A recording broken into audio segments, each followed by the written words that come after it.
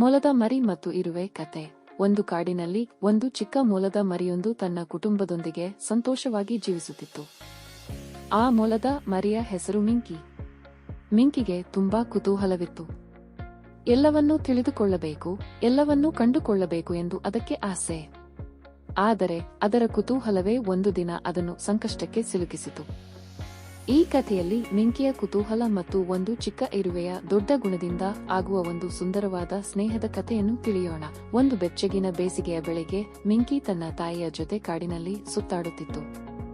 ತಾಯಿ ಮೊಲ, ಮಿಂಕಿ, ದೂರ ಹೋಗಬೇಡ, ಕಾಡಿನಲ್ಲಿ ಅಪಾಯ ಇರಬಹುದು ಎಂದು ಎಚ್ಚರಿಕೆಯಿಂದ ಹೇಳಿತು. ಆದರೆ ಮಿಂಕಿಗೆ ತಾಯಿಯ ಮಾತು ಕೇಳಲು ಒಡನೆಯೇ ಒಪ್ಪಿಗೆ ಇರಲಿಲ್ಲ. ನಾನು ದೊಡ್ಡವನಾಗಿದ್ದೇನೆ ತಾಯಿ, ನನಗೆ ಏನೂ ಆಗದು ಎಂದು ಹೇಳಿ ತನ್ನ ಚಿಕ್ಕ ಕಾಲುಗಳನ್ನು ಓಡಿಸಿಕೊಂಡು ಕಾಡಿನ ಒಳಗೆ ಧುಮುಕಿತು. ಕಾಡಿನ ಒಳಗೆ ಹೋಗುತ್ತಿದ್ದಂತೆ ಮಿಂಕಿಗೆ ಎಲ್ಲವೂ ಹೊಸದಾಗಿ ಕಂಡಿತು. ದೊಡ್ಡ ದೊಡ್ಡ ಮರಗಳು, ಹಕ್ಕಿಗಳ ಕಿಚ್ಕಿಚ್, ಬಣ್ಣ ಬಣ್ಣದ ಹೂವುಗಳು ಎಲ್ಲವೂ ಅದಕ್ಕೆ ಆಕರ್ಷಕವಾಗಿತ್ತು. ಆಗ ಒಂದು ಚಿಕ್ಕ ಕಾಲುವೆಯ ಬಳಿ ಅದಕ್ಕೊಂದು ಗಾಢವಾದ ಕೆಂಪು ಬಣ್ಣದ ಹಣ್ಣೊಂದು ಕಂಡಿತು.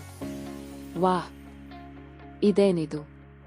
ತಿನ್ನಲು ರುಚಿಯಾಗಿರಬಹುದು ಎಂದು ಯೋಚಿಸಿದ ಮಿಂಕಿ ಆ ಹಣ್ಣಿನ ಕಡೆಗೆ ಓಡಿತು.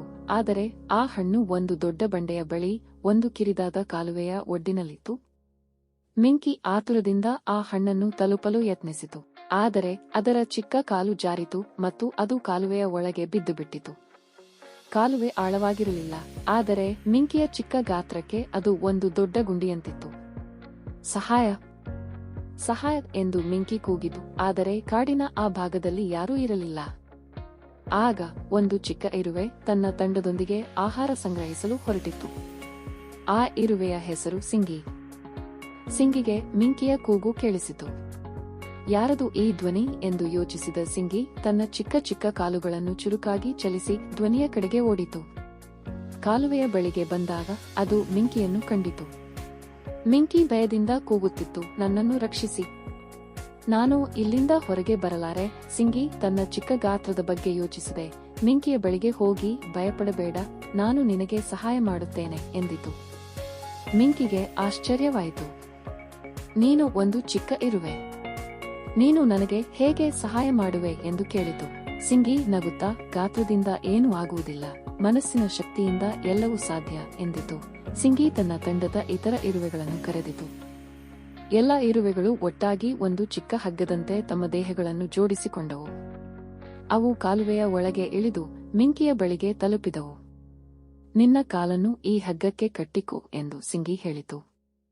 ಮಿಂಕಿ ಆ ಚಿಕ್ಕ ಇರುವೆಗಳ ಧೈರ್ಯಕ್ಕೆ ಮೆಚ್ಚಿಕೊಂಡು ಹೇಳಿದಂತೆ ಮಾಡಿತು. ಇರುವೆಗಳ ತಂಡ ಒಟ್ಟಾಗಿ ಎಳೆಯಿತು. ಅವು ಚಿಕ್ಕವರಾದರೂ ಒಗ್ಗಟ್ಟಿನ ಶಕ್ತಿಯಿಂದ ಮಿಂಕಿಯನ್ನು ಕಾಲುವೆಯಿಂದ ಮೇಲಕ್ಕೆ ಎಳೆದವು. ಕೊನೆಗೆ ಮಿಂಕಿ ಸುರಕ್ಷಿತವಾಗಿ ಹೊರಗೆ ಬಂದಿತು.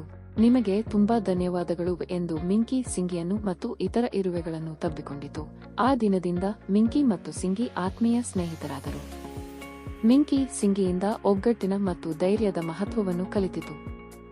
ನಾನು ತಾಯಿಯ ಮಾತನ್ನು ಕೇಳದೆ ತೊಂದರೆಗೆ ಸಿಕ್ಕೆ, ಆದರೆ ನಿನ್ನಂತಹ ಸ್ನೇಹಿತನಿಂದ ಒಂದು ದೊಡ್ಡ ಪಾಠ ಕಲಿತೆ ಎಂದು ಮಿಂಕಿ ಸಿಂಗಿಗೆ ಹೇಳಿತು. ಸಿಂಗಿ ಸ್ನೇಹದಲ್ಲಿ ಗಾತ್ರ ಮುಖ್ಯವಲ್ಲ, ಮನಸ್ಸಿನ ಒಳಿತು ಮುಖ್ಯ ಎಂದಿತು. ಆ ದಿನದಿಂದ ಮಿಂಕಿ ತನ್ನ ಕುತೂಹಲವನ್ನು ಸ್ವಲ್ಪ ಎಚ್ಚರಿಕೆಯಿಂದ ಉಪಯೋಗಿಸಿತು ಮತ್ತು ಸಿಂಗಿಯ ಜೊತೆಗೆ ಕಾಡಿನಲ್ಲಿ ಹೊಸ ಹೊಸ ಸಾಹಸಗಳನ್ನು ಅನುಭವಿಸಿತು. ನೀತಿ: ಗಾತ್ರ ಚಿಕ್ಕದಿರಬಹುದು, ಆದರೆ ಒಗ್ಗಟ್ಟಿನ ಶಕ್ತಿ ಮತ್ತು ಒಳ್ಳೆಯ ಮನಸ್ಸು ದೊಡ್ಡ ಸಂಕಷ್ಟಗಳನ್ನು ದಾಟಿಸಬಲ್ಲದು.